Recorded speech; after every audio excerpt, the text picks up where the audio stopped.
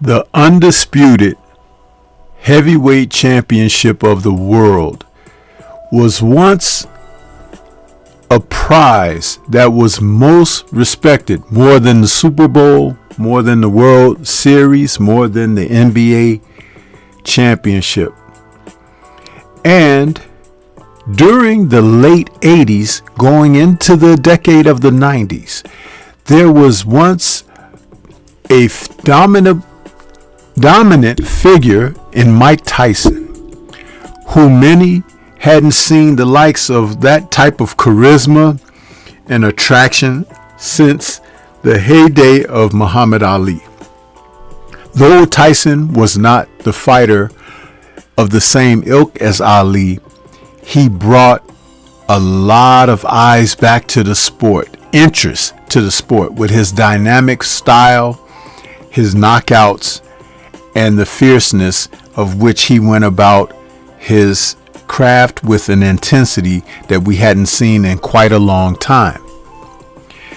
But Tyson, he reigned as the undisputed heavyweight champion from August 1st, 1987 to February 11th, 1990, when he was stopped in 10 rounds by James Buster Douglas. That upset led to Douglas later that year in October relinquishing that title to one Evander the Real Deal Holyfield. Now, Holyfield's heavyweight title reign came because Tyson eventually ended up going away for a situation in his personal life, and it took him off the scene. So Holyfield sought options for whom he may defend the title against, because he was once Tyson's long time, I believe for 3 years, number one contender, at a time when we had 3 major sanctioning bodies for the undisputed title. So entering the 90s was going to be a very interesting, intriguing era, because we saw new heavyweights attempting to have their go at the crown. And this video is part 1 of a 4-part series where we're going to talk about the heavyweight tournament that came out of the early 90s, where we saw the likes of Olympic fighters Riddick, Big Daddy Bo, Lennox the Lion Lewis, and Donovan Razor Ruddock, along with the undisputed heavyweight titleist Holyfield. They all agreed to face one another in a 2-part fight showdown, like a Final Four to speak, of heavyweights that could deliver an undisputed champion after these fights took place. Now, each fighter, they all had history that was quite intriguing. Like I said, with Holyfield, he was considered not only a future opponent and nemesis for Mike Tyson, they knew each other, had been on the same Olympic trials, and had been in the graces of one another, so they were quite familiar. Lennox Lewis and Riddick Bowe faced each other in the '88 Olympics for the gold. And Donovan Razor Ruddock had had 2 wars with Mike Tyson that not only cemented his place in the heavyweight division, but the strong, hard-punching Jamaican with that vaunted left hook uppercut named the Smash was someone that was feared because of his punching power. So this tournament Final Four was going to be something that boxing fans could really look forward to. You see, Holyfield, who won the title from James Buster Douglas, who had defeated Tyson in February of 1990, Holyfield won against Douglas in October of 1990 with a 3rd round KO over James, which saw him become the new undisputed heavyweight champion. He followed that up, Holyfield did, with his first title defense against Big George Foreman.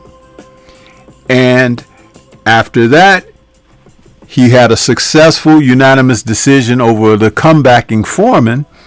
He followed it up with a fight against Bert Cooper, who was a late substitute for Francesco Damiani, who wasn't able to face Holyfield due to some circumstances. So what we saw was Holyfield take on a Tyson-like opponent in Bert Cooper, who had similar dimensions of Tyson, around the same height, around the same weight, and stature, and similar styles of fighting. It was a struggle for Holyfield, who ended up with a 7th round stoppage over Cooper, and it saw him for the first time get dropped in his career, with a right hand from Cooper sent Holyfield reeling into the ropes, which held him up, when referee Mills Lane still called it a knockdown. In the meantime, contending fighters Riddick Bowe and Lennox Lewis found themselves jockeying for position as number one contenders. You see, because Riddick Bowe, who I believe at the time was representing the WBA, and Lennox Lewis was representing the WBC, it turned out to be a situation where these two men, they sought a title shot, but Holyfield could only fight one fighter at a time, and Razor Ruddock was looking to come back off of those Tyson fights. And so a Final Four was decided. Bowe would face Holyfield for the undisputed title, preceded by a Halloween night fight between Lennox Lewis and Donovan Ruddock from the UK. These 4 fighters in this Final Four tournament brought some excitement to the heavyweight division that had been starved since Iron Mike Tyson was now off the scene for the foreseeable future.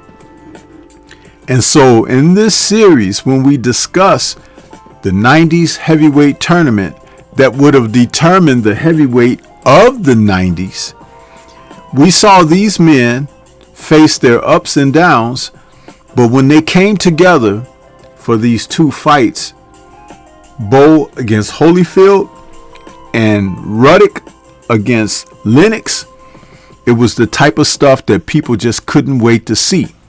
So stay tuned in the near future as Stormy B-Man comes back to tell you what happens in part 2, the follow-up for this video.